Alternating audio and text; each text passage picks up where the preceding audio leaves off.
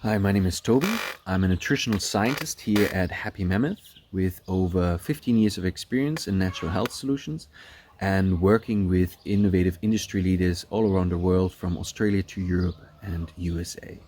I would love to talk to you about fiber today. A very simple topic, but often not talked about simply because we are not a society in which we talk openly about our stool consistency or quality. Now, fiber is mostly related, of course, with going to the bathroom regularly. However, it's so much more than that. I always like to think of fiber as somewhat the street sweepers or the street cleaners of our intestinal tract. Fiber gives us the ability to literally sweep our intestinal tract clean of anything that might be left there from previous food intake, but also unable to really clean out any bacteria that is not supposed to be over-colonized in some areas. Now, saying these street cleaner or sweeper image, just imagine fiber going through your body and sweeping through the peristaltic movement all through your intestinal tract, the small one as well, the large one, and slowly cleaning the intestinal tract. Now you wonder why that might be important, but the importance within cleaning your intestinal tract as a daily thing, and it's not why we need to do it consciously. We need to just support the body in giving him the tools to do so. So basically cleaning the fiber, I mentioned it very briefly, the bacteria, because oftentimes the problem is if we don't have enough fiber in our diet, you will first notice it within the stool. The stool is oftentimes not a great or somewhat firm consistency, and that's exactly how it looks in the intestinal tract. There will be food scraps laying around in all the many folds and street corners, if you will, and you know what happens in a city whose streets are dirty or whose rubbish is not cleaned out regularly. Smell will occur, and smell is usually just an indicator or a sign of fermentation.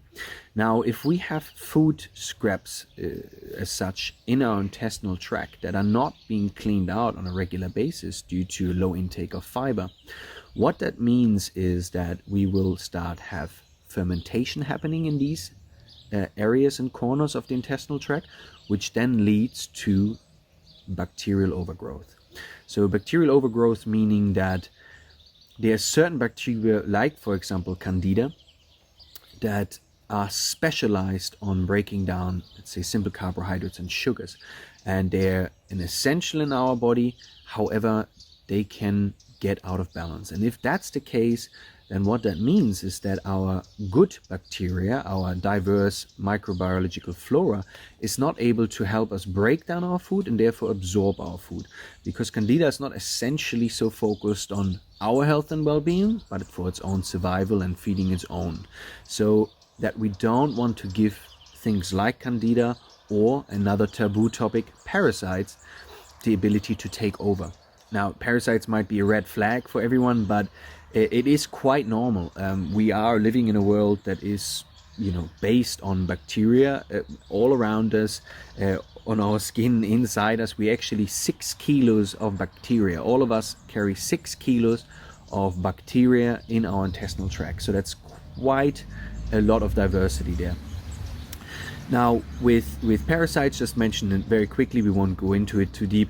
That is something we take in almost daily. It can be as simple as being something on a salad leaf or, fruit, vegetables. It can be in meat that is slightly undercooked. It's a daily occurrence, and it's usually not a problem because our body is set up to defend itself and maintain a good protocol within. Now, coming back to the fiber is just enabling us to basically give the body the tools to sweep through and make sure that everything gets cleaned. And one of the after effects or the benefits as such is almost a side effect of just simply maintaining the intestinal flora in order to maintain a good ability to break down food and absorb food, is then of course a better and more regular scheduled ability to go to the bathroom. And that means what to look out for in a diet that is sufficiently in fiber. You will find that the stool is somewhat firm, and usually it will float on the top of the water. So that just means that there's enough fiber to carry out the natural function of the body. Now, with our fiber specifically, it was an interesting journey where we are having a situation that's basically farm to table. So we're working directly with the farmer. It's a farmer based in Queensland, Australia, and he had this situation that a lot of farmers are in, where he's a producer of these wonderful small green ladyfinger bananas, and they were rejected from a lot of the supermarkets and grocery stores simply because they slightly wrongly, quote unquote, shaped.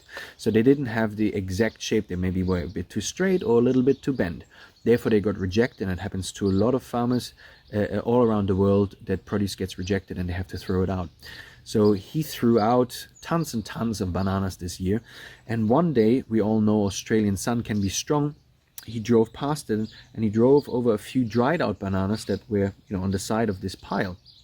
And as he drove over it with his tractor, one of them kind of exploded underneath his wheel, puffed out, and suddenly he noticed this green sparkling dust all around him, and that made him quite curious. So he took the banana and he brought it into an independent lab to get analyzed.